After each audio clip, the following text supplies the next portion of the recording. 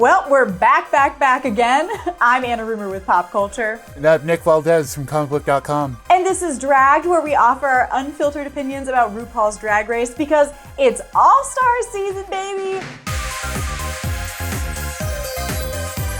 We are going in on the All-Stars Season 8 casting announcement because, oh my gosh, that surprised us and it's absolutely everything. Nick, I am super curious. What do you think broadly about the cast we've got for All-Stars Season 8?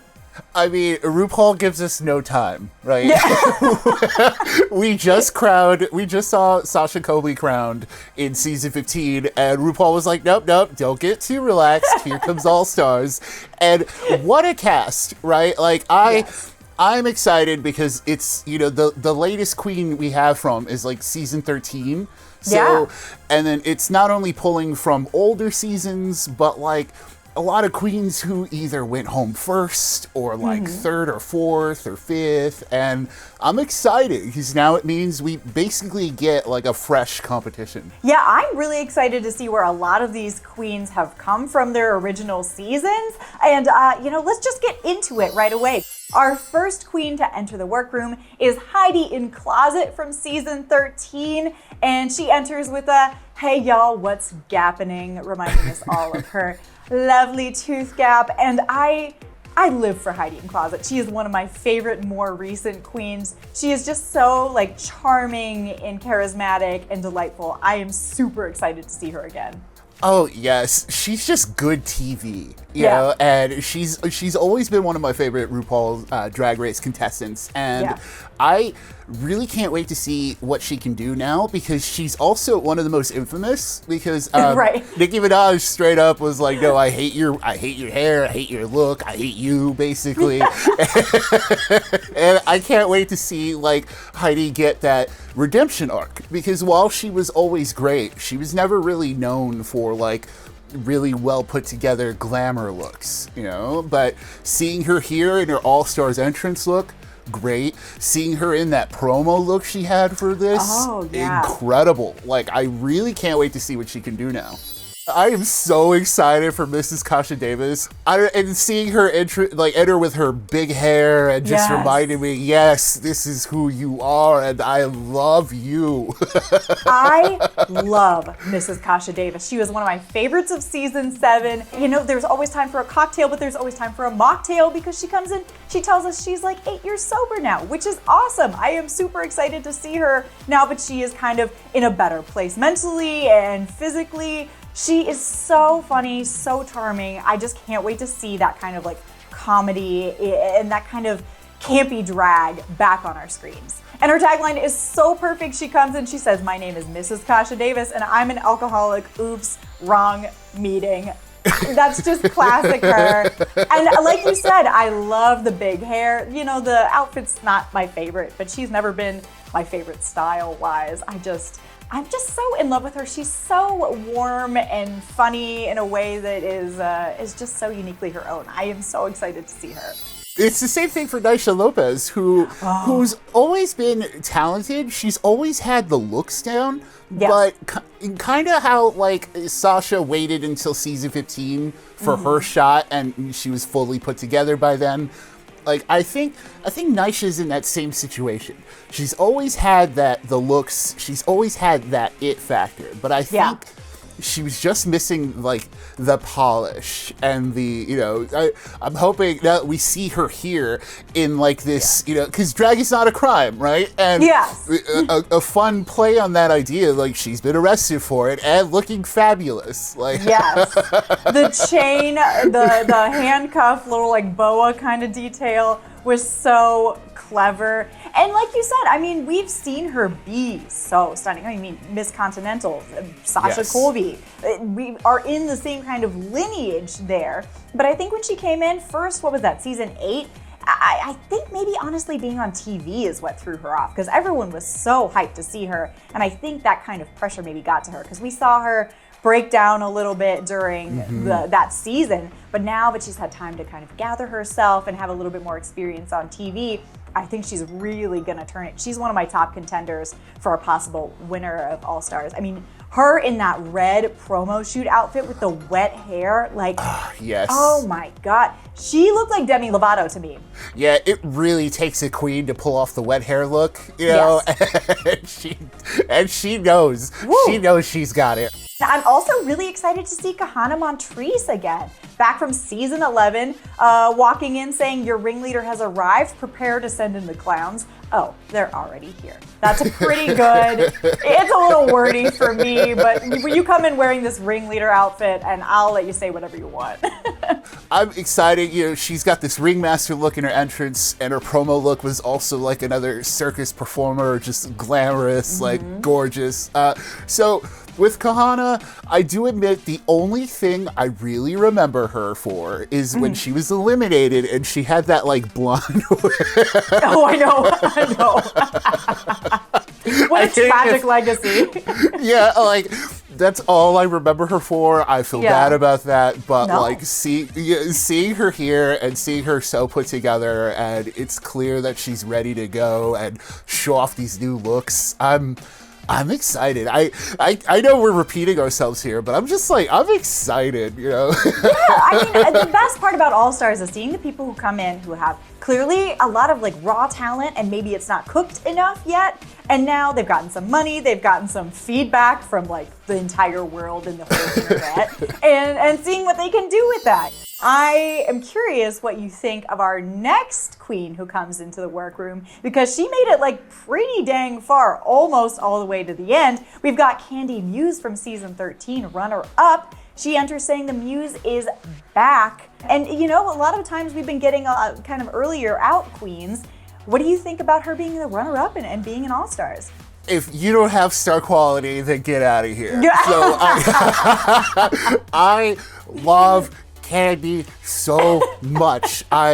When she lost her season, she was runner-up, and I was a little bummed, but it made sense. The competition was fierce, right? Yeah. But I love Kandy so much, and I know she rubs people the wrong way, but it's sort of like Mistress in that like she's just good TV, because not only does she can talk all that talk, but she backs it up, because she's also like a gorgeous queen. It's not only proven here with her little entrance look, you know, it's just a fun and flirty. Yeah, this is just her casually, you know, basically, you know, she's just gorgeous already. But then her promo look with that like, oh my God, I was just like, the glamour Kandy. Those are the looks I'm excited for too, because when she turns out those glamorous looks, she really turns them out. I need her to revamp the alien look.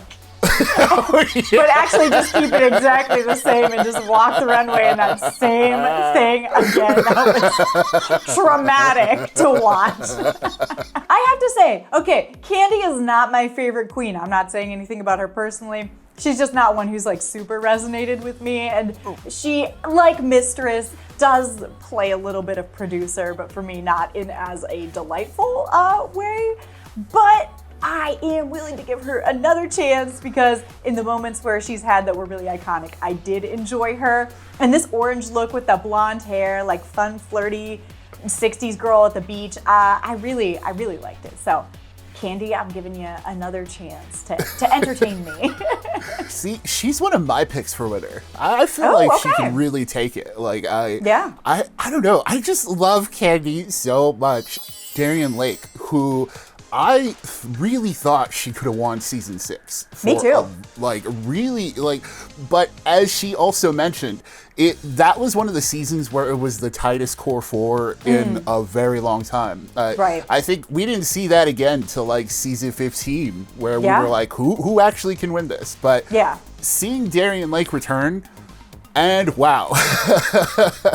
So she enters and she says the wait is over, and mentions that she's lost quite a bit of weight. And that aside, just her style evolution, her wig evolution, she looks easily 10 years younger than when we first saw her, which was way back in season 6. She looks beautiful. I love that color blue on her. It's a more subdued entrance look, but when you look that good, you know, you could do Subdued. Yeah, and that was the other thing. You know, Darian, she wasn't really known for the looks. Yeah. You know, and over the years, you know, early on that used to be a thing for the, you know, the fuller women. It used to be a thing for the fuller women who had, you know, some trouble pulling off the more fashionable side of things. But as we've seen over the years, that has significantly changed. Yeah. And and you can see that with Darian Lake especially, you know, because it's more a subdued entrance look, you know, because compared to everybody else. But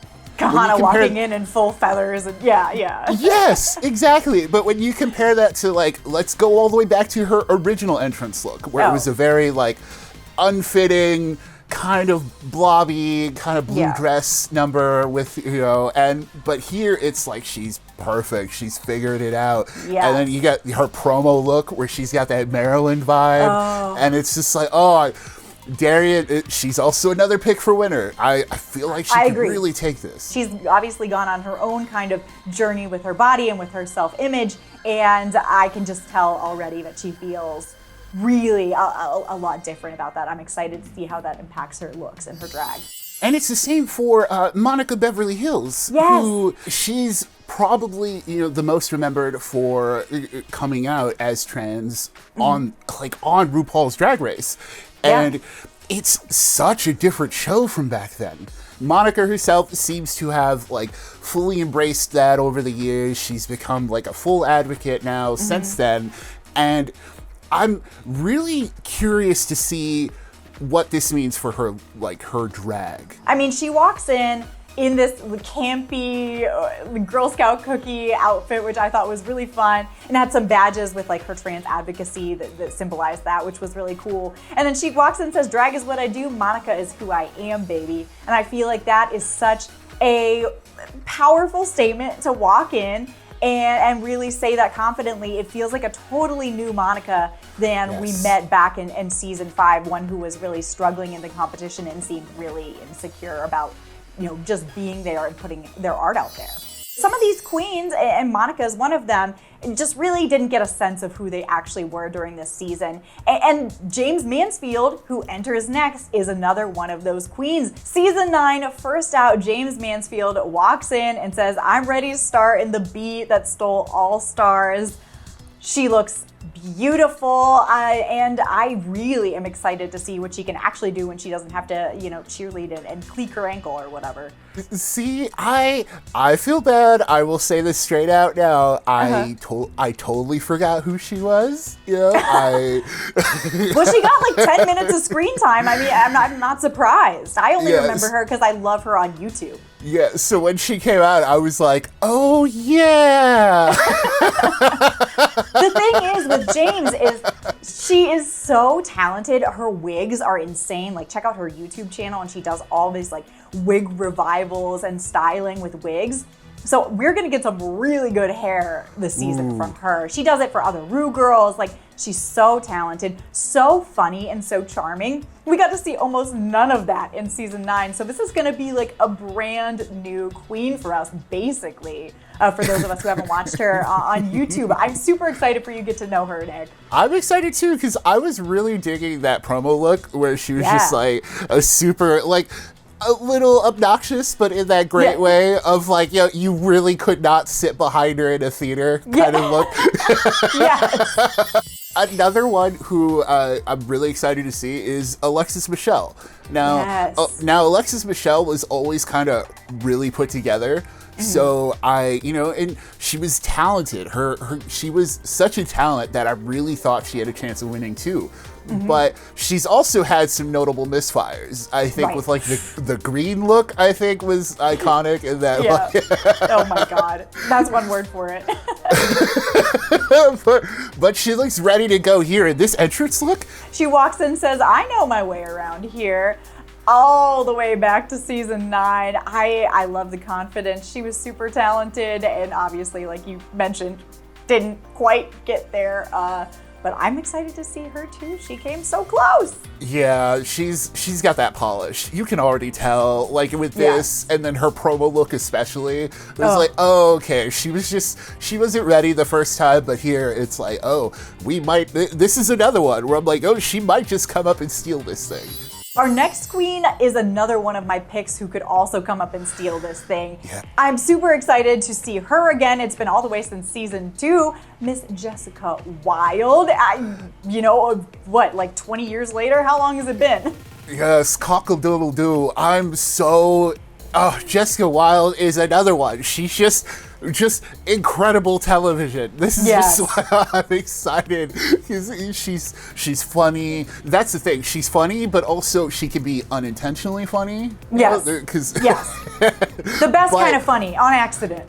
Yes, and I can't, seeing her here, she's clearly got it refined. Like her entrance look with the gold and that little loop thing that I was just really into.